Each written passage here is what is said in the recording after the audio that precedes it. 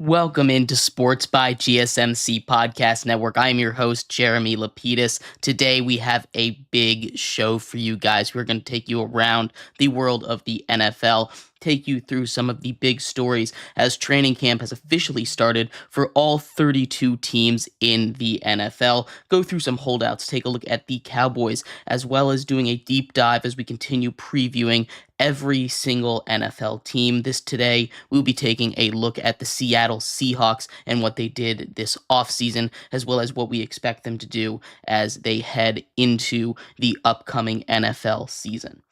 We also are going to do a little bit of a trade deadline update throughout the day, as the trade deadline is now officially less than 1 week away, just 6 days from now. We're going to talk a little bit more in depth about some certain players and where they might be able to end up at the end of the show. But before we get into all of that, remember, if you would like to be an even bigger part of the show than you already are, all you need to do is go to gsmcpodcast.net. Leave a tip or donation with a message in it. That message should pop up on the bottom of the screen for you, me, and everybody else around the world to see. If you do have a burning question about sports, anything at all that you would like to ask, go and throw that in the comments, throw it in the chat. I will get to it as soon as I possibly can. I appreciate all of you guys for sticking around, talking some sports with me here on a beautiful Wednesday afternoon. But like I was saying, we are going to start off our show today in the NFL. Officially, as of today, all 32 teams have reported to camp. Now, that doesn't mean that every single player has reported to camp, but we're going to start off with the Cowboys, America's team, as they have not the most amount of contract holdouts, but the most intriguing players who are holding out / are looking to get new contracts. That being the discussion between who the Cowboys should pay. They've got 3 guys to pay, right? They have to pay CeeDee Lamb. He is currently holding out. He's the main one that is holding out. He is not at camp right now. They have to most likely pay Dak Prescott. They have to pay Micah Parsons. They've got 3 of their biggest guys, maybe even their best 3 guys on the entire roster, all looking for new contracts right now. And that is going to be very, very hard to do, which is what this discussion is going to center around, right? As of right now, CeeDee Lamb is the only one of those 3 who currently is not at training camp, right? Dak Prescott has made his money. He's got his contract. He seems comfortable. If it comes to it, testing the free agent market, he's not holding out for a deal. It's just CeeDee Lamb. And now we get to see where the priorities are for the Dallas Cowboys, right? Are they going to go by positional value, in which case you focus on Dak Prescott first, and probably if you could theoretically you can only sign 2 of them. If you focus on positional value, the odd man out is most likely CeeDee Lamb. Are you going to go by talent or rating at the position? If that's the case, the odd man out is probably Dak Prescott. They've got a lot of things to figure out. How are they going to team build? Do they have a replacement for any of these guys? I think 100% the one that is not leaving, the one that is 100% going to get a new deal with the Cowboys market resetting money is Micah Parsons. He's the only one that I feel 100% certain in saying he will be a Cowboy for a long time. Now,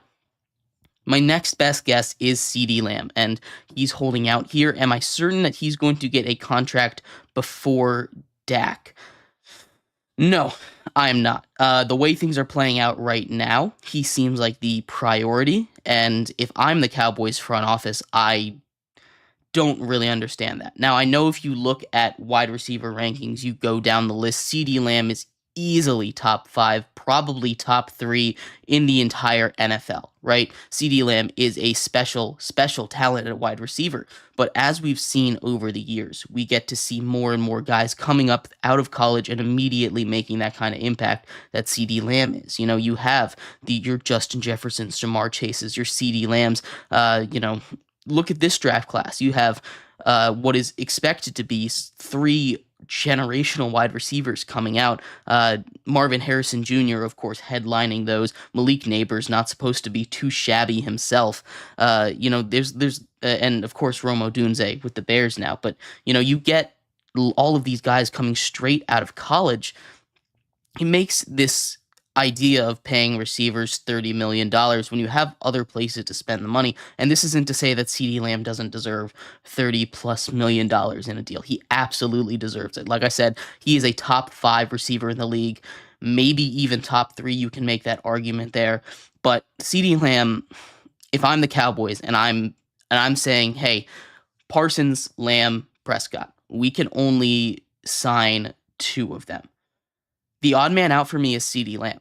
And it's because he's the one that's the most easily replaceable. Again, in a perfect world, the Cowboys are signing all 3 of these guys and singing Kumbaya and moving on, but it's a business, right? And they only have so much money. They have to stay under the cap. They have to build a competitive team. They have to cut corners somewhere. And CeeDee Lamb is currently holding out. And I think CeeDee Lamb is going to get a contract this offseason.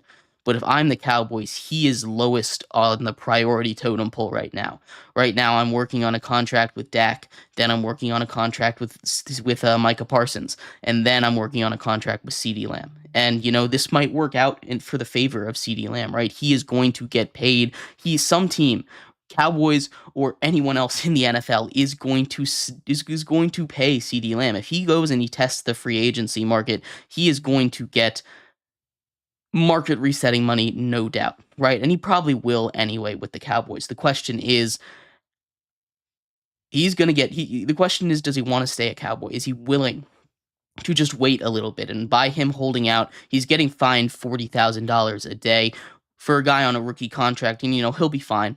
He's CeeDee Lamb. He's in the NFL. He's making that NFL money, and he's about to get paid with a capital P, right? If not this offseason, then next offseason, and he can ride it out. But if I'm CeeDee Lamb, I know I want to get that contract now, but I'm not too concerned about getting a contract at all. And I know some team will pay me, and I know I want to capitalize on it.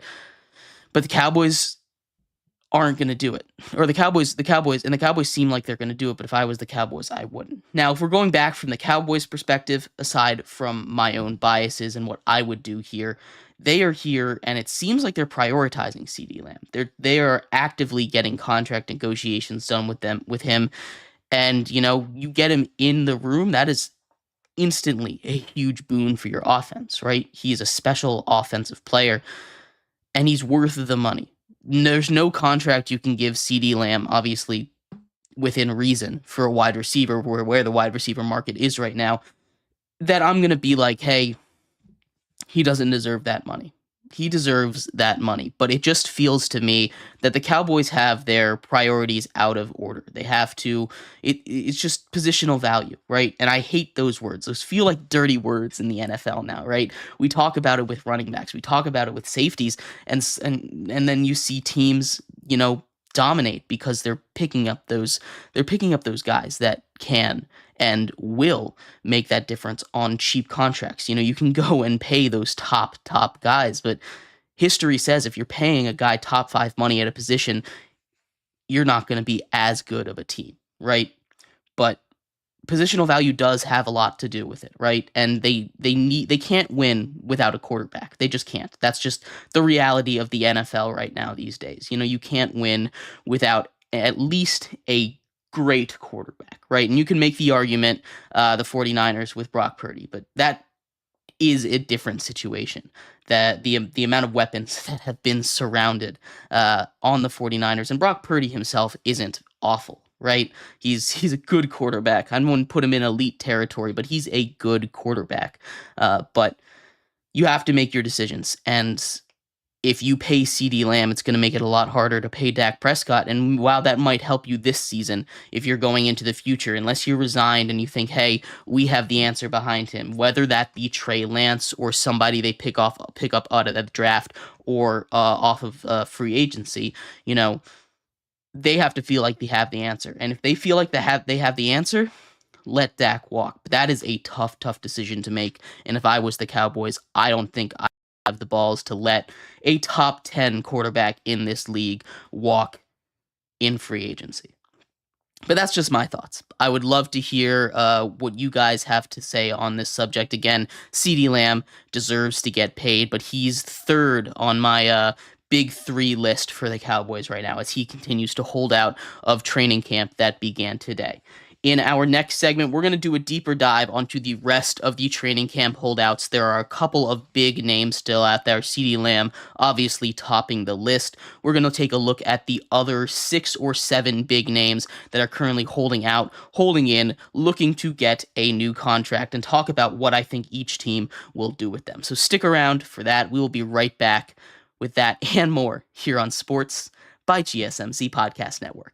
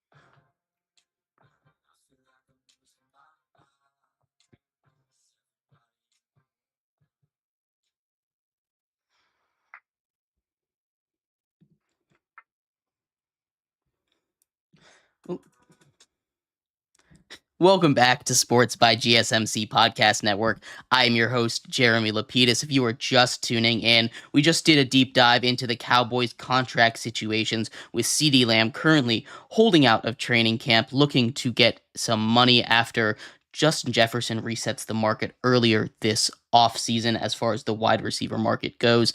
In this segment, we're going to take a look at some of the other holdouts around the NFL. Some guys like Brandon Ayuk and Trent Williams with the 49ers. We'll take a look at Jordan Love and his situation, provide updates, as well as people like Alvin Kamara. But before we do, there is some breaking news coming out of the NBA.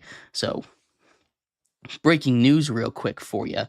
We do have a brand new media rights deal. Details 11 years, $76 billion going to Amazon. TNT is out. It had come out earlier this week that TNT's owner was supposedly going to match Amazon's offer. The NBA says that TNT's owner did not do that. So it's an 11-year, $76 billion media rights deal with Amazon for the NBA. Again, this is breaking. We'll cover more details on it probably in tomorrow's episode, do a deeper dive into all of that. But that is the breaking news. And before we get into the NFL, remember, if you would like to be an even bigger part of the show than you already are, all you need to do is go to gsmcpodcast.net. Leave a tip or donation with a message in it. That message should pop up on the bottom of the screen for you, me, and everybody else around the world to see. If you do have a burning question about sports, anything at all that you would like to ask, go and throw that in the comments. Throw it in the chat. I will get to it as soon as I possibly can. I appreciate all of you guys for sticking around, talking some sports with me here on a beautiful Wednesday afternoon.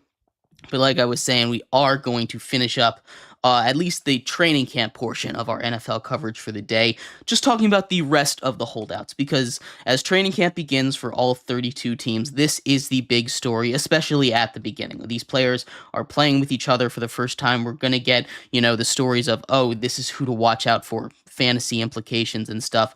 But right now, the big talk is on players seeking new contracts, players holding out for new contracts, and we have a list of the top 7 or 8 players. We already talked about CeeDee Lamb in our first segment, so we're going to start off with another wide receiver whose name has been thrown around all throughout the offseason. He's kind of been one of the main characters of the offseason for the NFL. It's Brandon Ayuk with the 49ers. He has confused a lot of people, including myself, when we're talking about what is going on with him. He has multiple times asked for a trade, unofficially, he officially asked for a trade earlier. If we take you through the timeline, he was looking for a new contract. He got disgruntled. The 49ers seemingly weren't going to offer him a contract. They reportedly haven't had contract talks since May. He officially asked for a trade a couple weeks ago, but not before posting cryptic videos, or I guess not so cryptic videos, saying stuff like, hey, they don't want me, when talking to Commanders rookie quarterback Jaden Daniels. So he's officially asked for a trade. And the 49ers have repeatedly said in response to this, he is going to be a 49er, basically. He's a valuable piece of this team. We want him on the team. And yes, obviously, if you're the 49ers, you want him on the team. He, especially what he did last season, gives you a great chance to win. And while I personally don't think Brandon Ayuk is a top tier wide receiver in the NFL, amidst guys like CeeDee Lamb, like Jamar Chase, like Justin Jefferson, he is a guy that is worth a good amount of money as a high end wide receiver. You know, he's not going to be top 10 in football, but he is going to be worth paying that wide receiver one money to, most likely. Again, we haven't really seen him outside of this juggernaut offense in San Francisco, so we don't know for sure. But that's besides the point. He is not going to get paid this offseason, and he seemingly knows that from what he's saying. He's publicly being very disgruntled about his situation, but he's participating. He's still on a rookie deal. He doesn't have the kind of money to hold out of practice like his teammate, who we'll get to in a second. Not getting fined all that money every day he doesn't show up. He's there. He's going to help him win. He's going to help win games for the 49ers. And unless there's some kind of offer at the deadline, or the 49ers go through some awful injury luck in the first half of the NFL season, I expect Brandon Ayuk to be a valuable piece of this team for at least one more year before testing free agency and going to sign with one of those teams that he's projected to be traded to. You know, you talk about these options. There's people throwing at the Commanders, obviously, because of the Jaden Daniels connection. They clearly are friends. They played college ball together when they were both at Arizona State. But you know, he goes and signs with Washington in an offseason. Washington doesn't really have what it's going to take to trade for a guy like Brandon Ayuk. And if they did, it probably wouldn't be the smart move for their future. So I don't expect a trade for Brandon Ayuk to get done. But he is holding out, looking for a new contract. I don't expect that to happen. His teammate, who I teased earlier, Trent Williams, one of, if not the best offensive linemen in all of football. What he is able to do is insane. He is also holding out, unlike Brandon Ayuk, who is holding in. He is holding out. He's not looking for a new contract. He's looking to restructure a contract. He's still got 3 years left on his deal, so he's not looking to extend, but he's just looking to probably get more guaranteed money right now. He is holding out. He is an invaluable piece to the offense of the 49ers. You know, as much as we talk about how great the skill positions are with Debo, with Brandon Ayuk, with Christian McCaffrey, with George Kittle, you know, all of it starts and stops with that offensive line. And an elite offensive line is anchored by an elite left tackle in Trent Williams, who is just an insane athlete. Might be the most athletic person in the NFL, which is kind of crazy to say because there's lots of athletes in the NFL. But Trent Williams is absolutely up there, and he's the heart and soul of that team. He'll get something done. They'll work it out. I'm not too worried about that. But that might make Brandon Ayuk even more angry, because he's been continually pushed down the line for contracts, and I guess he might feel a little bit disrespected. Other guys that are holding out. Updates on some stories we covered earlier. We have Alvin Kamara, who is reported to camp. He's supposed to practice. He left in the middle of voluntary OTAs, looking for a new contract. I don't think they're going to get anything done. He averaged 3 yards a carry last season, and he hasn't really been the same since he signed that contract. His touchdown numbers have been down, aside from that 1 year before he signed that contract. While he has been healthier recently, the results haven't really shown up on the field. And Jordan Love, who we talked about recently, again, reports are there's supposed to be a deal done soon. He's not going to practice until a deal is done. He's looking for another contract extension, this time one with real money in it, as opposed to a $13 million extension, which is it's still something.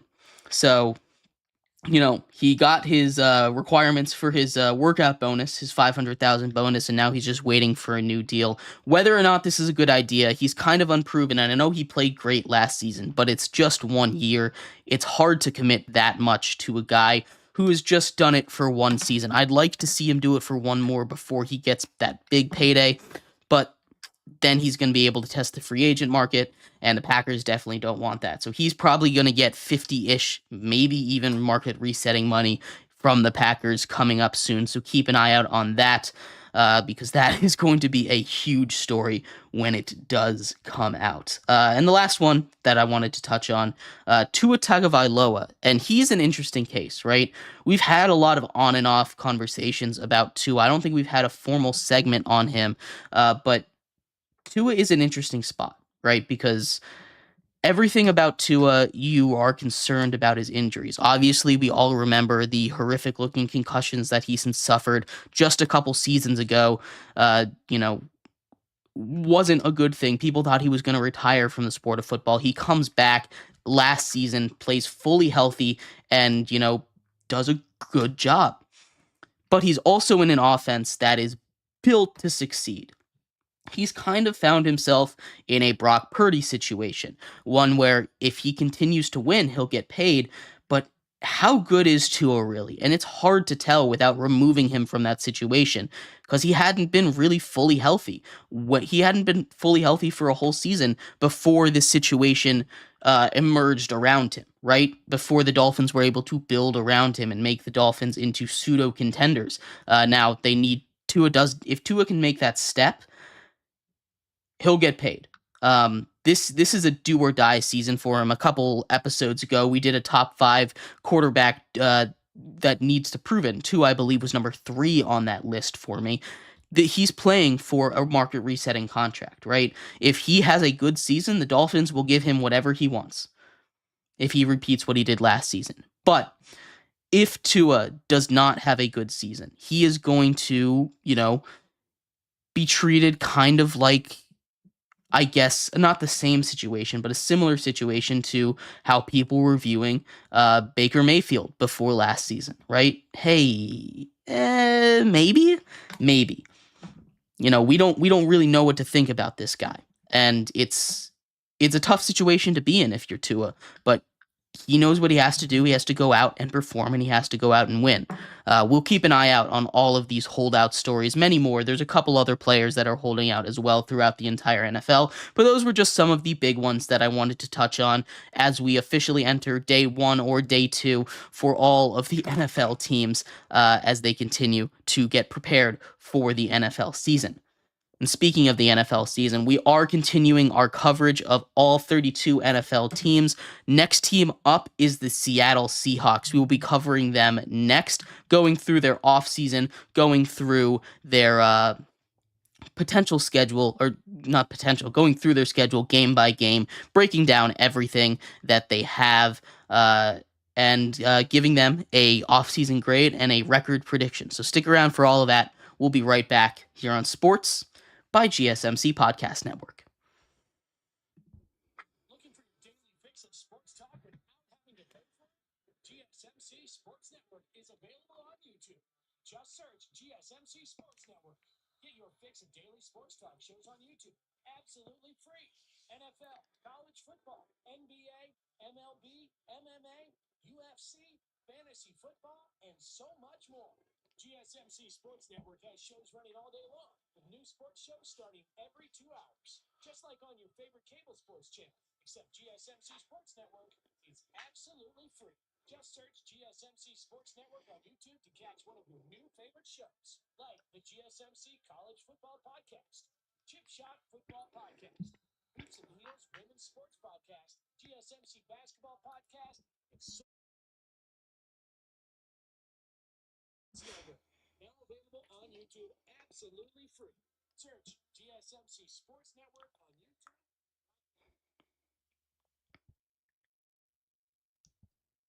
Welcome back to Sports by GSMC Podcast Network. I am your host, Jeremy Lapidus. If you are just tuning in, we've just gone over a lot of different holdout situations throughout the NFL, including CeeDee Lamb and the Cowboys, as well as many other big names that are holding out, holding in, looking to get new contracts from their teams. In this segment, we are going to move into or continue our long segments about the NFL preview. We're going to go over the Seattle Seahawks today. We're going to go over their offseason, give them a grade for what they did, as well as go game by game in their schedule and give them a record prediction. But before we do that, remember, if you would like to be an even bigger part of the show than you already are, all you need to do is go to gsmcpodcast.net. Leave a tip or donation with a message in it. That message should pop up on the bottom of the screen for you, me, and everybody else around the world to see. If you do have a burning question about sports, anything at all that you would like to add, go ahead and throw that in the comments. Throw it in the chat. I will get to it as soon as I possibly can.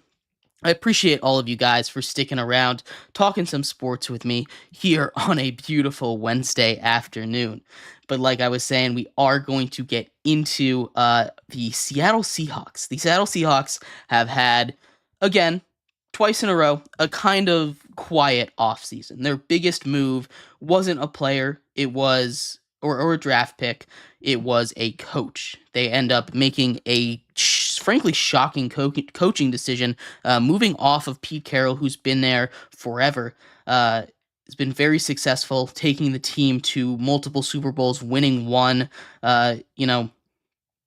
A very, very successful coaching run in Seattle for Pete Carroll. They mutually part ways, at least according to the reports, and they bring in Mike Macdonald. Mike Macdonald, who was the offensive coordinator for Lamar Jackson and the Ravens, as he won his second MVP last season. Mike Macdonald is a guy that I think will mesh well with Seattle. We'll have to see what happens. Obviously, losing a big voice in your clubhouse, losing a big voice in your locker room, like Coach Pete Carroll was, is going to take some adjusting to. But, a lot of this team is the same, and I'm a little less concerned than I think I would be if they had a big changing of the guard this offseason, right?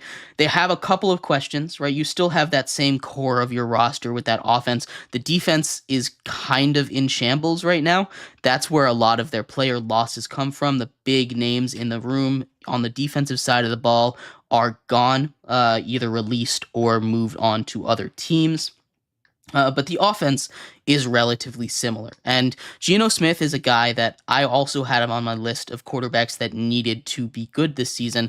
And it's kind of unfair that he's on that list, right? Because he's done nothing but be great ever since he was named the starter in Seattle 2 years ago, right? He played wonderful. He outplayed all the competition, and there's no reason to really consider moving off of him. But they go and they make a trade for Sam Howell, and I've heard people, Seahawks fans, people throughout my conversations talking about the NFL that are saying Sam Howell should start over Geno Smith. And frankly, I think that's ridiculous. To be completely honest with you, Sam Howell is nowhere near the level of quarterback that Geno Smith is. And I know Geno Smith took a while to develop into that kind of quarterback. We saw him not be good with the Jets, not be good with the Giants, before finally ending up in Seattle, being a backup forever, and playing great football when he got the chance, right? It's a great success story, and he absolutely deserves to be the starter. And the fact that people are questioning him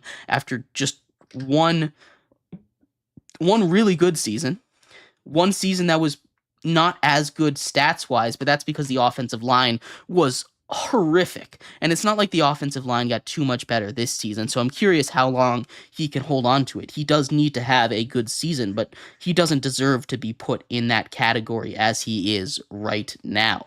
But that's the quarterback situation for them. What they tried to address in the offseason, at least offensively, we're talking about the offensive line. That's the big part that they brought in. They brought in 3 or 4 offensive linemen, including George Fant,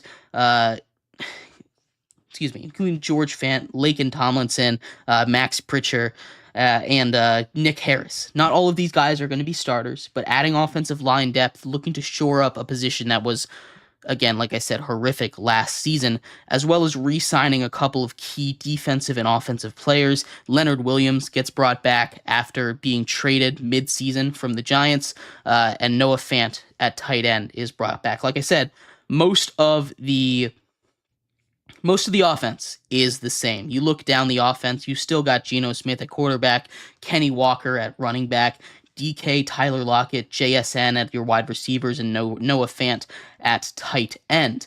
It is, a tough look on the defensive side of the ball, as outside of Leonard Williams, Jerome Baker, and some of the cornerbacks, Devin Witherspoon, Tariq Woolen, Kobe Bryant. It's not looking great, right? You have Boye Mafe, who solid linebacker. You've got some injuries on the linebacker core as well, but you lose a guy in Bobby Wagner who had lost a step but was still a vocal leader in that clubhouse. You lose both of your safeties as they're both released. You have Jamal Adams. You release him. Injuries hadn't been too kind to him. You lose Jordan Brooks. It's a good signing by the Dolphins there. And you also, again, like I said before, you lose Bobby Wagner. So you lose some of those leaders on defense, Quandre Diggs as well. The safeties are a little bit lacking. They've got Julian Love back there, who, as a Giants fan, he's fine. He's not really a guy you love, but he's a guy back there that can play solid safety. The defense is going to be a bit of an issue, and so is the offensive line. So looking at what they did in the offseason, again, it was fine, but it wasn't anything special, right? They didn't do anything to really move the needle too much as far as free agency goes. Now, talking about their draft class, I did like what they did there. First round, bringing in Byron Murphy, the second defender off the board, again, getting pass rush, trying to win in the trenches. They didn't address the offensive line too much until the later rounds. They grabbed guard Christian Haynes out of UConn with their second pick in round 3. And they did have a lot of holes. But then they didn't go back to the offensive line until the 6th round, a round in which they had 3 picks.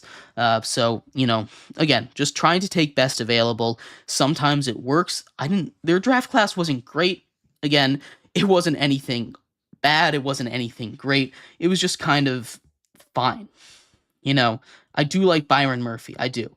But outside of him, there's nothing in this draft class that screams there's nothing in this draft class, including Byron Murphy, really, that screams steal of a draft class. So taking a look at their entire offseason as a whole, again, lots of good. The big move was a new head coach, which was kind of shocking to me. I'm not really moved, honestly, by what they've done. And that's not to say that they're going to be bad, right? Because the Seahawks, they were fine last year. The Seahawks, they might have had a little bit of a down year, but they were fine. You take a look at a 9-8 season, just missing out on the playoffs. I'm just not convinced that they got better. So overall, I'm going to give them, a C- for their grade. Again, nothing insanely bad or offensive, just nothing that moves me in the direction of thinking, hey, this is a football team that's going to be better this season. They didn't do anything like that. They just kind of made either lateral moves or slightly negative, slightly positive moves, and I think they kind of ended up almost exactly where they were the year before. While the rest of the teams in their division, I think, absolutely improved at least a little bit. But anyway, let me know what you think. We're going to take a quick break, and then we're going to do a schedule prediction for the Seattle Seahawks. So stick around for that. We'll be right back here on Sports by GSMC Podcast Network.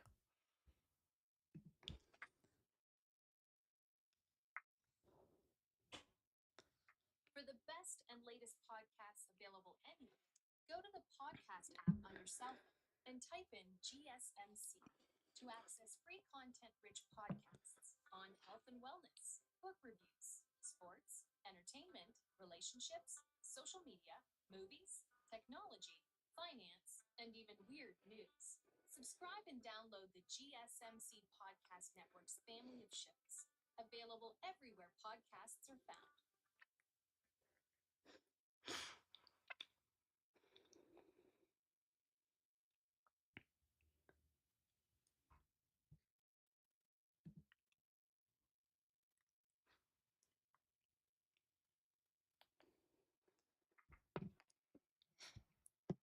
Welcome back to Sports by GSMC Podcast Network. I'm your host, Jeremy Lapidus. If you are just tuning in, we've talked a lot of football so far. We talked about the Seahawks offseason. I just gave them a C-, as well as camp holdouts with CeeDee Lamb holding out from the Cowboys, as well as a bunch of other big names.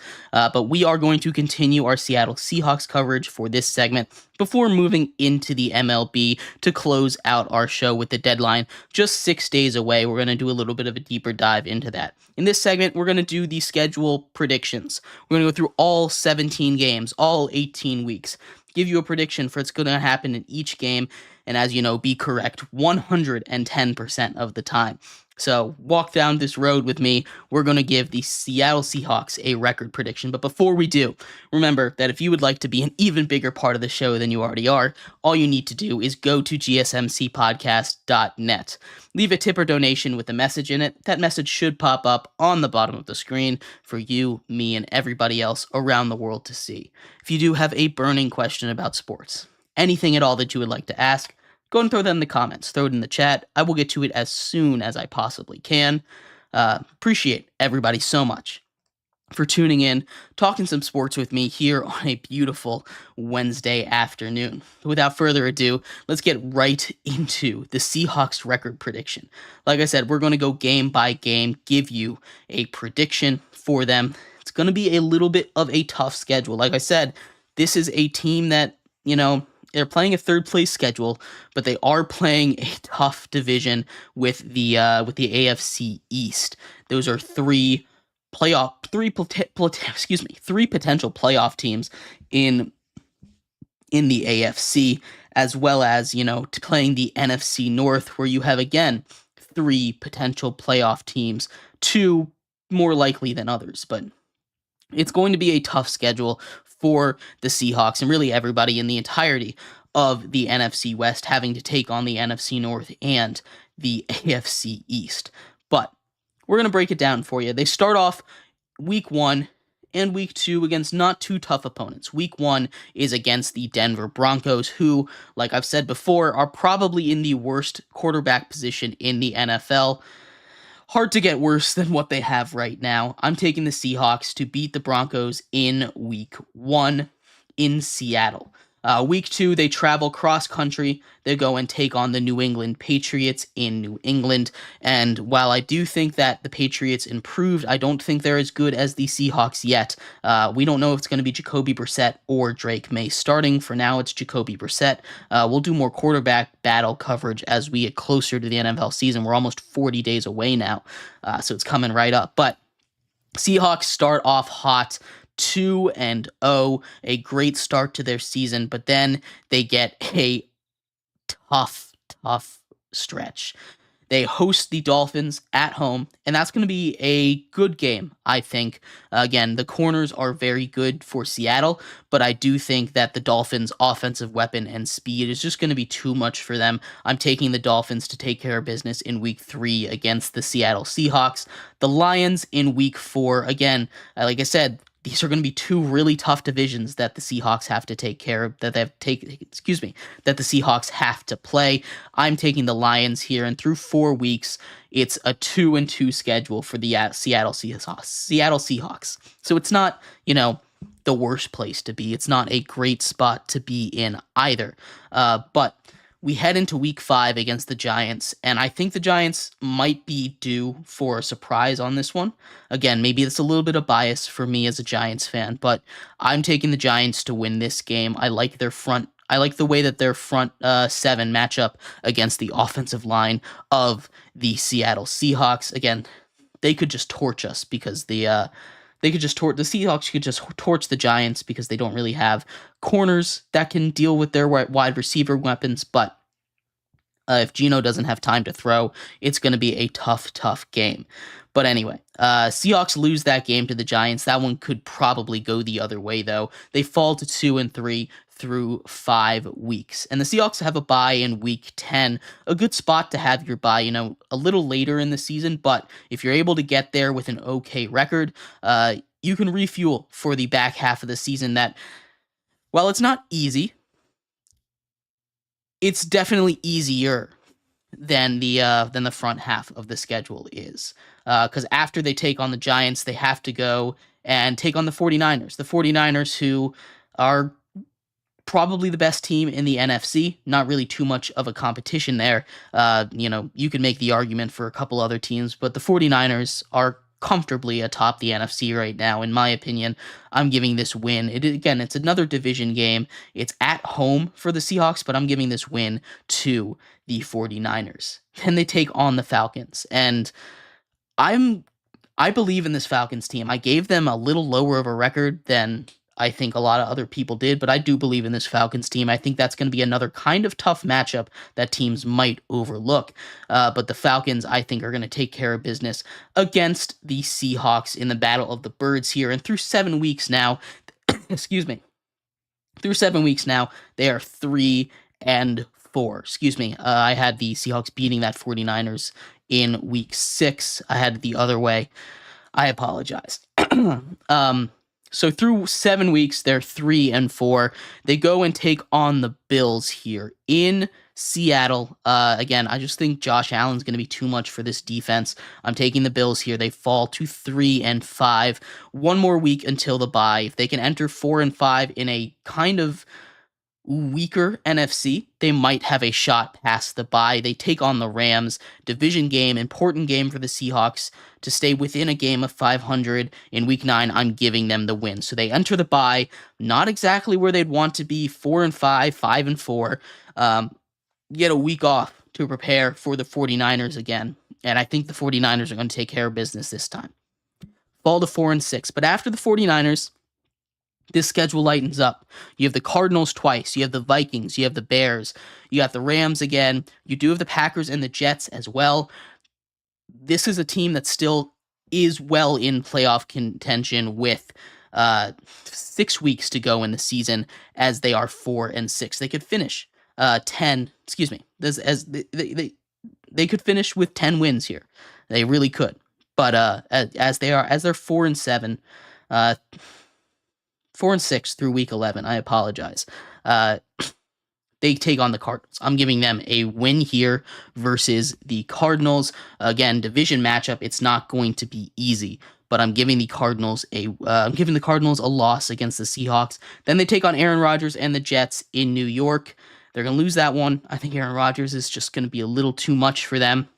Before taking on the Cardinals again, I think they'll sweep the Cardinals this season. I like that the Cardinals are getting Kyler Murray back, but I just think the Seahawks team is a little bit better still.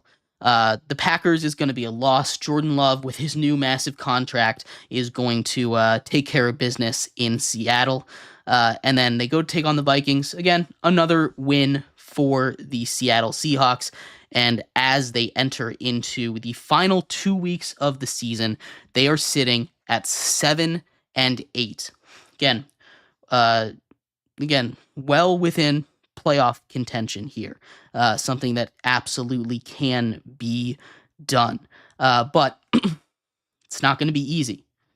7-8, 2 games to go. They take on the Bears, Caleb Williams and the Bears in Chicago, and I'm a little higher on the Bears than other people might be. I think the Bears take the Seahawks out, all but eliminating them from playoff contention at 7-9 here.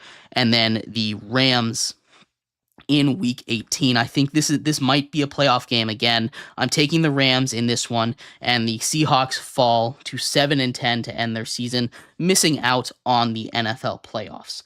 That's how I see it going on. It is going to be a interesting season for the Seahawks. I think this is they're on a precipice where they can decide, hey, we're going to continue the path we're on, try to keep competing, or we can throw in the towel after this season, and it's going to be it's kind of a do or die season for the entire Seahawks organization. So I'm curious to see what they do here. I am going 7-10. I gave them a C minus for their offseason. Let me know what your thoughts are about the Seattle Seahawks. I would love to hear them. We are going to finish off our show talking about the baseball trade deadline that takes place in just 6 days. So lots of drama as the trade deadline starts to heat up all around us. We'll do a breakdown of what some of the bigger buyer teams might look at doing, as well as some top 10 players that might get traded and where they might end up. So stick around for all of that. We'll be right back here on Sports by GSMC Podcast Network.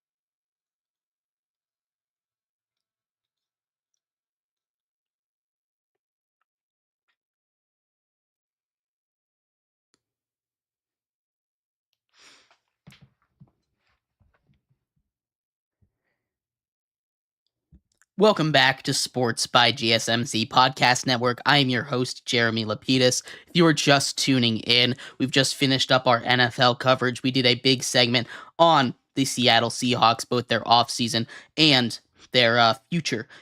With this season predictions, I gave them going 7-10 and missing out on the playoffs. Then we also talked about some training camp holdouts. We talked about guys like Trent Williams, guys like Brandon Ayuk, CD Lamb, Alvin Kamara, and much more. So if you're interested in any of that, go back and check it out. They were earlier on in our show. We're going to move away from football, though, in this segment and finish up with the MLB, the world of baseball, as the trade deadline is looming. It is just 6 days away. I mean, less than that now, 5.5 or so.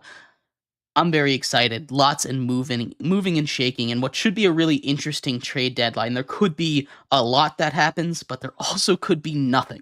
And those are the most interesting trade deadlines, I think. But before we get into that, remember that if you would like to be an even bigger part of the show than you already are, all you need to do is go to gsmcpodcast.net.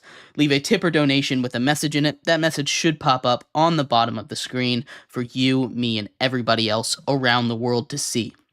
If you do have a burning question about sports, anything at all that you would like to ask, go and throw that in the comments. Throw it in the chat. I will get to it as soon as I possibly can. I appreciate all of you guys for sticking around, talking some sports with me here on a beautiful Wednesday afternoon. But like I was saying, we are going to finish up our show today talking a little bit about the MLB trade deadline. And there's a lot to talk about here with the MLB trade deadline. You know, where are the big who are the big buyers going to be? We'll start with that. Absolutely, I think the biggest buyer at this deadline are going to be the Yankees and the Dodgers, right? The Dodgers need starting pitching. The Yankees need bats, pitching. The Yankees need a lot right now, but the Yankees, I think, are going to be the most aggressive in the trade market, right? Going after guys like uh, Luis Robert, going after guys like Tanner Scott, going after guys like Brent Rooker, even from the Athletics. You know, trying to get another bat to protect Aaron Judge the way that Aaron Judge protects Juan Soto. You know, just getting anyone so they can't do what the Mets did and walk Aaron Judge the whole time or walk Juan Soto the whole time. It's just you need some more protection if you're the Yankees. So there's a couple guys out there that I could see being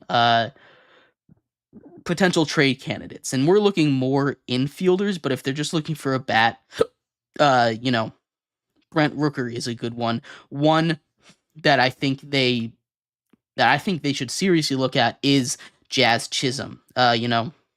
He's got a big personality, so he's not going to cost as much, which is kind of crazy. But he can play outfield. He can play second base. He's a very versatile piece, and he's very, very good at baseball. You put him behind Aaron Judge, he's not going to be, the scariest protector, but he is a guy that, teams aren't going to be like, oh, we can just put Aaron Judge on base and we'll be fine, right? This is a guy that is going to make it so they can't walk him all the time. Outside of him, there's other options. Randy Arozarena from the Rays. The Rays are in the same division, so I don't really see that happening as much. But, they can go out and they can get some of these bats, some of these bullpen arms, trying to get just really anything. As far as the Dodgers go, the Dodgers have been linked to guys like Garrett Crochet. They've been linked to guys like Zach Eflin, guys like Eric Fetty or Jack Flaherty. Some of these top starters trying to get starting pitching depth for some of the more strenuous times in the playoffs. That's what kind of took them out last year, is the fact that they didn't have their starting pitching to where it is. And the bats will be fine. They'll get Mookie back. And, as good as it would be for them to go add some more bats, that's probably not the priority for them. Those are the biggest additions. The teams that I expect to be the most active sellers. Obviously, the White Sox are up there. They have the two crown jewels of this trade deadline in Luis Robert and Garrett Crochet. But, the Rays also have a lot of guys that they could move off of. We've already talked about a couple of them. Isaac Paredes, another guy that the Yankees might target. He's not going to be the most expensive bat, but, he is going to cost a pretty penny. He's going to fill a hole that they have at third base with DJ LeMahieu playing there. That's a guy that I think they could absolutely target. Randy Arozarena is someone that they might end up moving off of, which the Rays will be fine.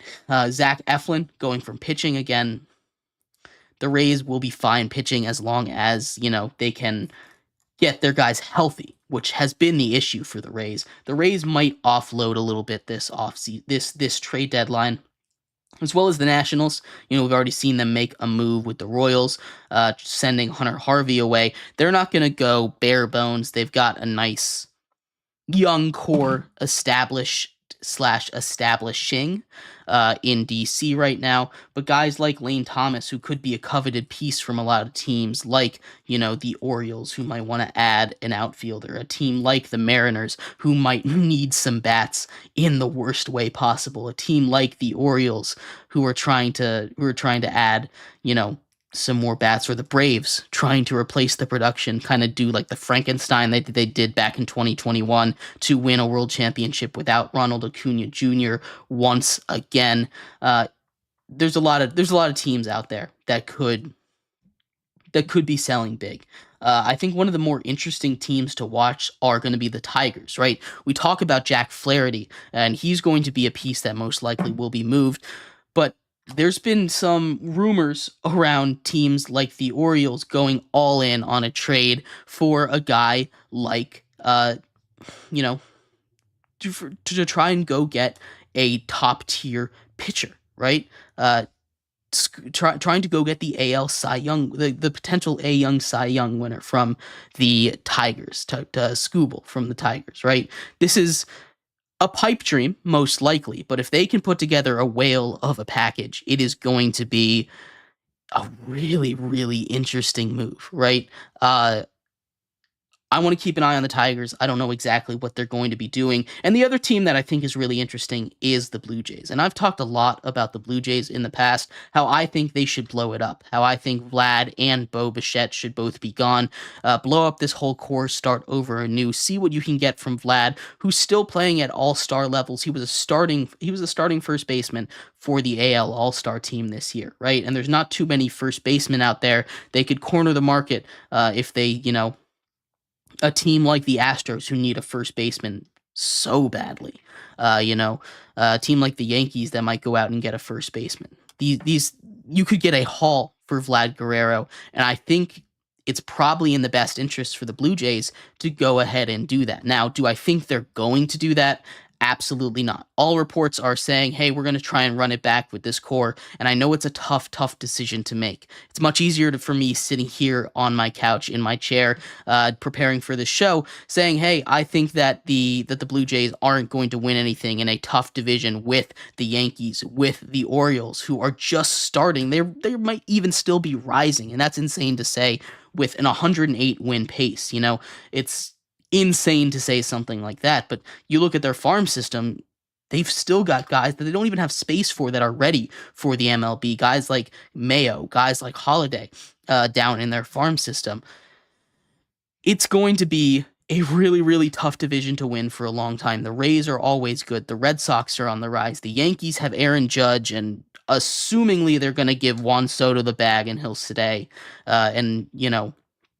It's going to be really tough to compete. The Blue Jays are the odd man out in that division, and I think it's time for them to blow it up because this is not working.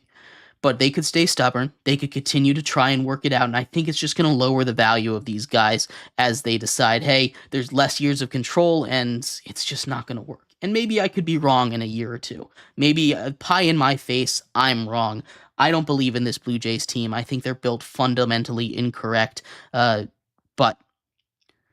that's just me. And it doesn't sound like they're going to trade, but if I was Blue Jays management, I would move off of these guys and get the best possible price. Again, don't move off of them to move off. But if I'm the Blue Jays and I get an offer that, a couple top prospects as well as a couple fly, you know, it's going to be really hard for me to pass up. Go get the right value, but you know, accept those calls. Don't shut them down. That's all I'm saying if you're the Blue Jays manager.